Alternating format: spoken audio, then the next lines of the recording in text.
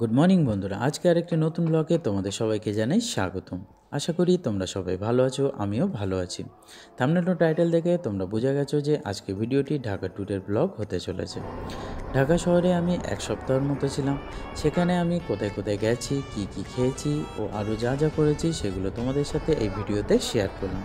তো বন্ধুরা, ভিডিওটি শেষ পর্যন্ত দেখতে থাকো। আশা করি ভিডিওটি তোমাদের ভালো লাগবে। ভালো লাগলে লাইক, কমেন্ট, শেয়ার ও সাবস্ক্রাইব করতে পারো। দুপুরবেলায় খাওয়া দাওয়া সেরে নিয়ে আমরা দুজন বাড়ির নিচে থেকে রিক্সা নিয়ে মিরপুর 10-এর উদ্দেশ্যে বেরিয়ে পড়লাম। গোলচক্করের কিছুটা আগে আমাদের নামিয়ে দিল। ভাড়া নিয়েছে 30 টাকা। তারপর আমরা পায়ে হেঁটে কিছুটা এগিয়ে গিয়ে ফুট ওভারব্রিজ ধরে রাস্তা পার করলাম। এখান থেকে আমি মানি এক্সচেঞ্জ করালাম।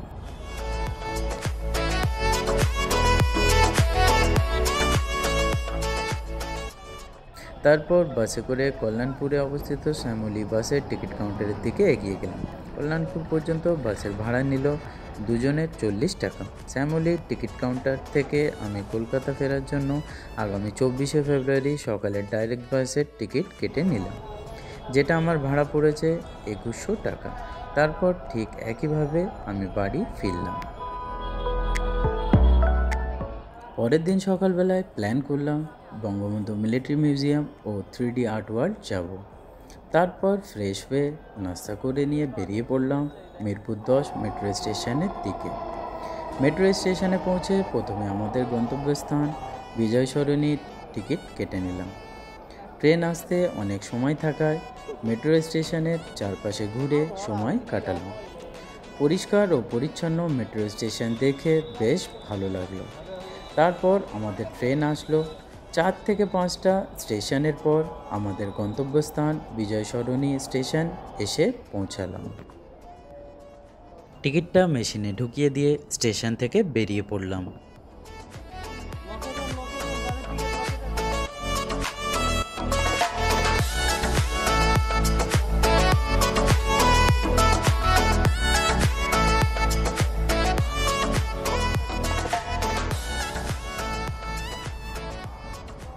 স্টেশন থেকে বেরিয়ে আমার চোখে পড়লো রাস্তার ওপরে সাজানো একটা ফাইটার জেট প্লেন, যেটা দেখে আমার ছোটোবেলার স্মৃতির কথা মনে পড়ে গেল।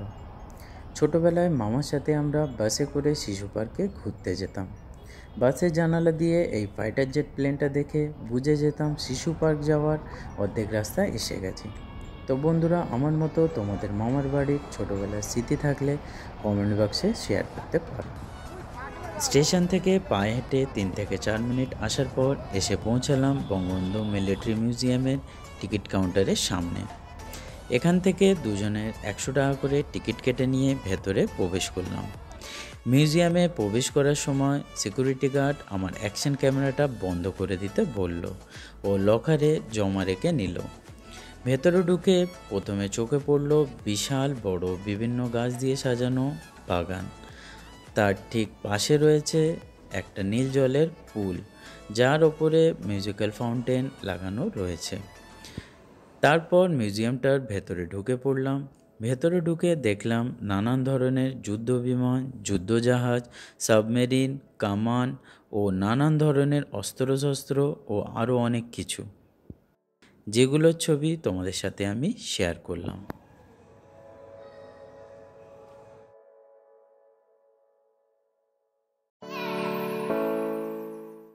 এই মিউজিয়ামের থিমটা আমার বেশ ভালো লেগেছে।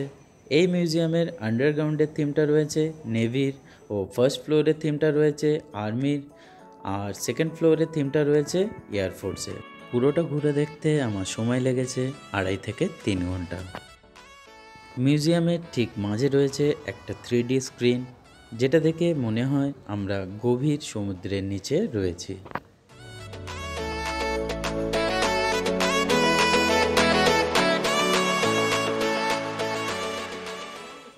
প্রজেক্টরের মাধ্যমে দেখানো গভীর সমুদ্রের নিচে মাছ ঘোরাফেরা করছে। সেই মাছগুলো বাচ্চারা ধরতে গেলে প্রথমে জলটা নড়ে উঠছে, তারপর মাছগুলো সরে যাচ্ছে। প্রজেক্টরের মাধ্যমে এরমটা হয় আমি প্রথমবার দেখলাম।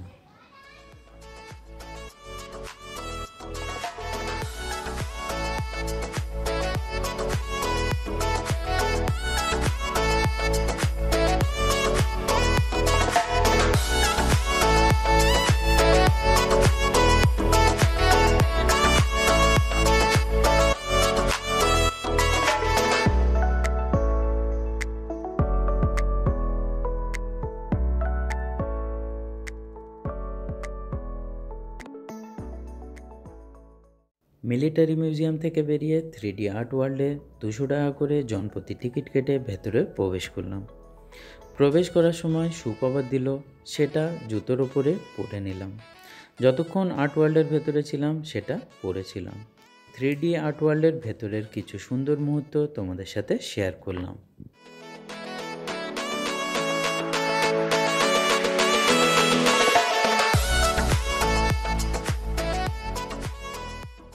থ্রিডি আর্ট ওয়ার্ল্ড থেকে বেরিয়ে বিজয় সরণি স্টেশন থেকে মেট্রো ধরে মিরপুর 10 স্টেশনে পৌঁছে গেলাম। সারাদিন ঘোরাঘুরি করার পর খুব খিদে পেয়েছে, তাই স্টেশনের পাশে থাকা ফেমাস আলবারাকা হোটেল অ্যান্ড রেস্টুরেন্টে গিয়ে শিক কাবাব, বাটার নান ও কোকাকোলা নিলাম। খাবারের গুণমান বেশ ভালো ছিল। পরের দিনটা বাড়িতেই কাটালাম। তারপরের দিন প্ল্যান করলাম পুরান ঢাকা এক্সপ্লোর করব। পুরান ঢাকাতে যেসব জায়গাগুলো এক্সপ্লোর করব তার একটা লিস্ট বানিয়েছি, সেগুলো তোমাদের সাথে শেয়ার করলাম। প্রথমে জগন্নাথ ইউনিভার্সিটি, তারপর সদরঘাট লঞ্চ টার্মিনাল, তারপর আহসান মঞ্জিল, তারপর ফেমাস বিরিয়ানির দোকান হাজি বিরিয়ানি ও ফেমাস লস্যির দোকান বিউটি লস্যি যাব। সকালে ব্রেকফাস্ট কমপ্লিট করে নিয়ে আমরা 4 জন পুরান ঢাকার উদ্দেশ্যে বেরিয়ে পড়লাম। প্রথমে বাড়ির নিচে থেকে রিক্সা নিয়ে মিরপুর 10 মেট্রো স্টেশনে পৌঁছালাম।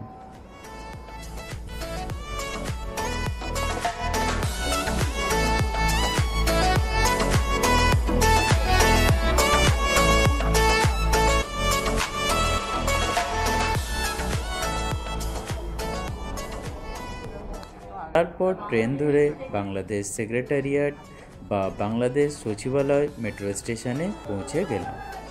স্টেশন থেকে বেরিয়ে রাস্তা পার করে কিছুক্ষণ অপেক্ষা করার পর পুরান ঢাকার বাস এলো। তারপর বাসে উঠে পড়লাম।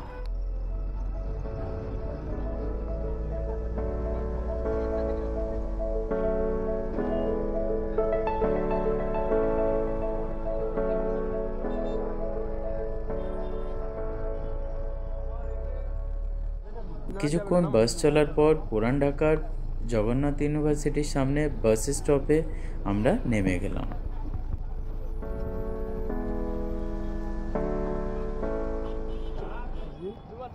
তারপর আমরা জগন্নাথ ইউনিভার্সিটির মেন গেট দিয়ে ভেতরে প্রবেশ করলাম। আজকের তারিখ 21শে ফেব্রুয়ারি 2024। আজকে আন্তর্জাতিক মাতৃভাষা দিবস। ঠিক আজ থেকে 72 বছর আগে 1952 সালে বাঙালিরা তাদের বাংলা ভাষা স্বীকৃতির জন্য পাকিস্তানের বিরুদ্ধে লড়াই করেছিল ও জয়লাভ করেছিল। তাই সারা বাংলাদেশ জুড়ে আজকে মাতৃভাষা দিবস উদযাপন হচ্ছে।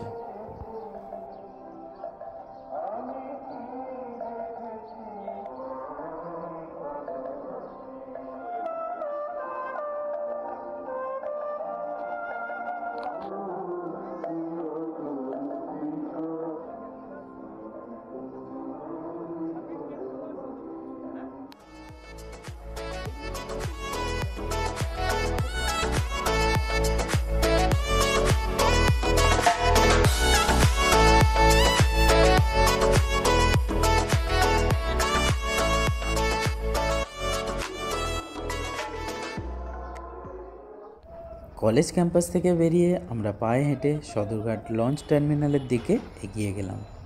কিছুটা হেঁটে যাওয়ার পর রাস্তার ধারে আখের রস বিক্রেতা দেখতে পেয়ে 1 লিটার আখের রস কিনে নিলাম। আখের রসটা খেতে বেশ ফ্রেশ ও সুস্বাদু ছিল। তারপর চলার পথে দেখতে পেলাম রাস্তার দুধারে কাপড়ের দোকান ও জুতোর দোকান রয়েছে।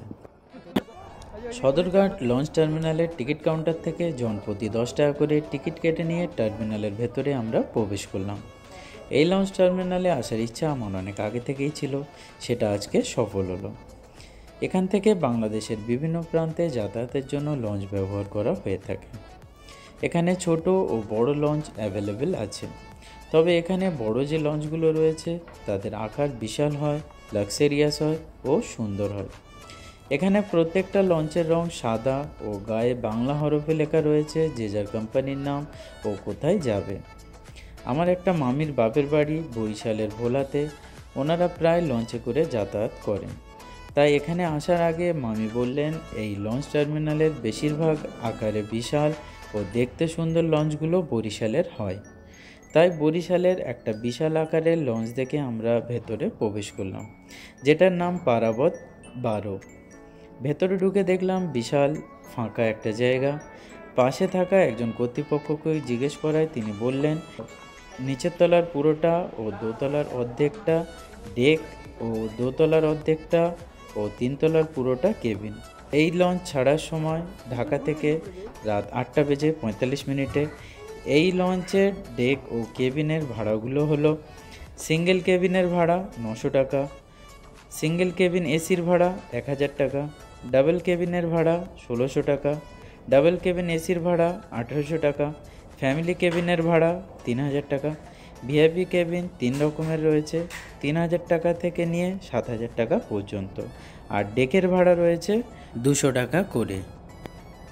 লঞ্চের পেছন দিকে যাওয়ায় দেখা মিলল ব্যস্ত নদী বুড়িগঙ্গার। তারপর আমরা দুতলায় ও তিনতলায় উঠে লঞ্চের চারিদিকে ঘোরাফেরা করলাম। চারিদিকটা বেশ সুন্দর ও পরিষ্কার পরিচ্ছন্ন। কেবিনগুলো লক থাকায় কেবিনের ভেতরটা দেখা হলো না, তবে কেবিনগুলোর সামনে রয়েছে বিশাল ব্যালকনি ও 2টি করে চেয়ার ও 1টি করে টেবিল। তবে এই ব্যালকনি ও চেয়ার টেবিল দেখে এতটুকু অনুভব করা যায়, যখন এই লঞ্চটি নদীর ওপর চলবে অনুভূতি বেশ ভালো ও মজার হবে।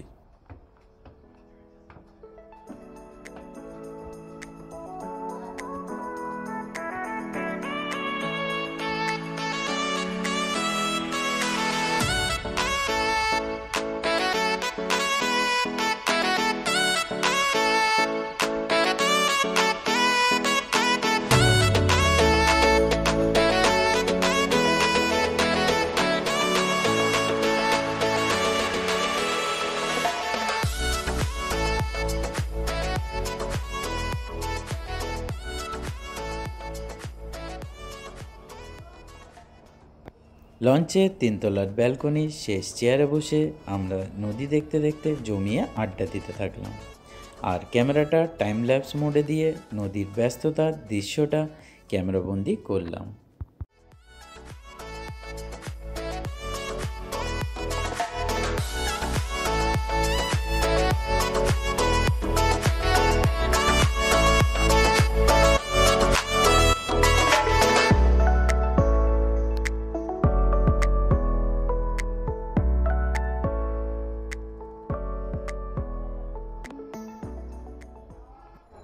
তারপর লঞ্চ টার্মিনাল থেকে বেরিয়ে আমরা পায়ে হেঁটে আহসান মঞ্জিলের দিকে এগিয়ে গেলাম। রাস্তায় দেখা মিলল কিছু মানুষ মুখে ও গায়ে আবির মেখে ঢাকঢোল বাজিয়ে জগদ্ধাত্রী ঠাকুর নদীতে ভাসাতে যাচ্ছে।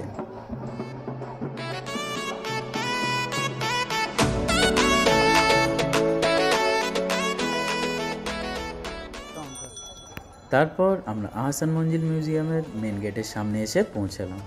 মেন গেটের ঠিক পাশেই রয়েছে টিকিট কাউন্টার। আমরা জন প্রতি 40 টাকা করে টিকিট কেটে নিয়ে ভেতরে প্রবেশ করলাম।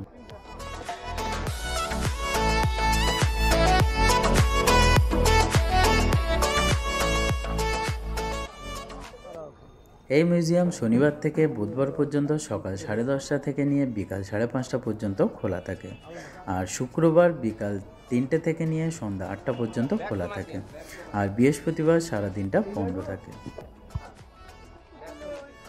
ভেতরে ঢুকে প্রথমে চোখে পড়ল বিশাল বড় একটা বাগান, ও ঠিক তার পরেই রয়েছে একটা গোলাপি রঙের বিশাল বড় রাজপ্রাসাদ, যেটা এখন মিউজিয়াম নামে পরিচিত। তারপর আমরা রাজপ্রাসাদের দিকে এগিয়ে গেলাম। ভেতরে প্রবেশ করার আগে সিকিউরিটি গার্ড আমার অ্যাকশন ক্যামেরাটা বন্ধ করে ব্যাগে ঢুকিয়ে নিতে বলল। আমি জিজ্ঞেস করায় আমাকে বলল ফোন ক্যামেরা দিয়ে ভেতরের কিছু ছবি তুলতে পারেন। ভেতরে ঢুকে যেগুলো দেখলাম সেগুলো তোমাদের সাথে শেয়ার করলাম।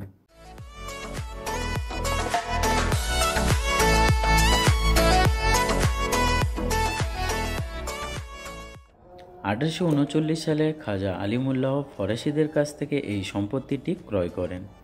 আলিমুল্লাহ সম্পত্তিটি সংরক্ষণ করেন, ট্রেডিং হাউসটিকে একটি বাসস্থানে পরিণত করেন এবং একটি আস্তাবল, একটি পারিবারিক মসজিদ যুক্ত করেন। তার মৃত্যুর পর তার পুত্র খাজা আব্দুল গনি তার পুত্র খাজা আহসানুল্লাহ নামে সম্পত্তিটির নামকরণ করেন আহসান মঞ্জিল। এই প্রাসাদটি 5 একর বা 2,20,000 বর্গফুট বিস্তীর্ণ জায়গা জুড়ে গড়ে উঠেছে।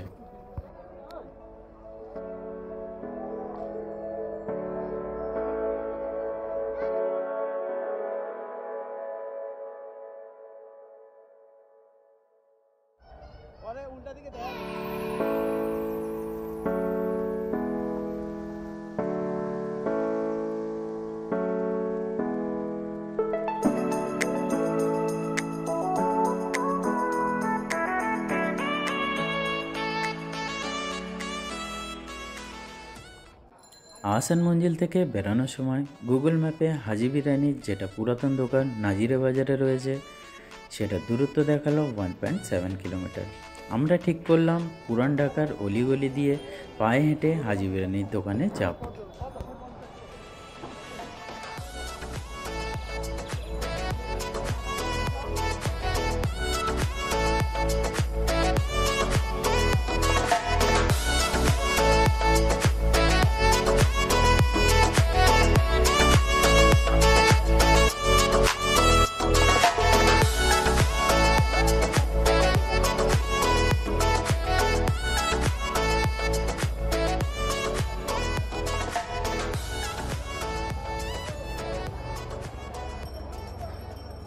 আমরা পুরান ঢাকার ফেমাস বিরিয়ানির দোকানের সামনে এসে পৌঁছালাম। এসে দেখি দোকানের ভেতরটা ফুল রয়েছে আর বাইরে মানুষ লাইন দিয়ে দাঁড়িয়ে রয়েছে। আমরাও লাইনে দাঁড়িয়ে পড়লাম। এখানে প্রত্যেক প্লেট বিরিয়ানির দাম নিচ্ছে 240 টাকা করে। তবে বন্ধুরা, আমি যেটা ফিল করেছি সেটা তোমাদের সাথে শেয়ার করলাম। এখানে আমরা 4 জন 4 প্লেট বিরিয়ানি নিয়েছি ও পোড়ানি নিয়েছি। বিরিয়ানিতে পেয়েছি ছোট ছোট অসংখ্য হাড়, আর মটনের পিসগুলো ছিল শুধু হাড় আর চর্বি। আমি মাংসর পিস একটাও পাইনি। তবে এখানে বোরানিটা খেতে খুবই টেস্টি ছিল। এখানকার বিরিয়ানির আমি রেটিং দিলাম আউট অফ 5 2, আর বোরানির রেটিং দিলাম আউট অফ 5 4.5। তারপর ফেরার পথে দেখতে পেলাম বিউটির লস্যির দোকান। এই দোকানের লস্যির রং হালকা হলুদ আর খেতে বেশ ভালো। তারপর লস্যির গ্লাসে শেষ চুমুক দিয়ে আমরা বেরিয়ে পড়লাম বাংলাদেশ সেক্রেটারিয়েট মেট্রো স্টেশনের দিকে। তারপর আমরা একইভাবে বাড়ি ফিরলাম। ভিডিওটি পুরোটা দেখার জন্য ধন্যবাদ। আশা করি ভিডিওটি তোমাদের ভালো লেগেছে। ভালো লাগলে লাইক, কমেন্ট, শেয়ার ও সাবস্ক্রাইব করতে পারো। আরও নতুন নতুন ভিডিও আমার চ্যানেলে আসতে চলেছে। দেখতে থাকো, ভালো থাকো।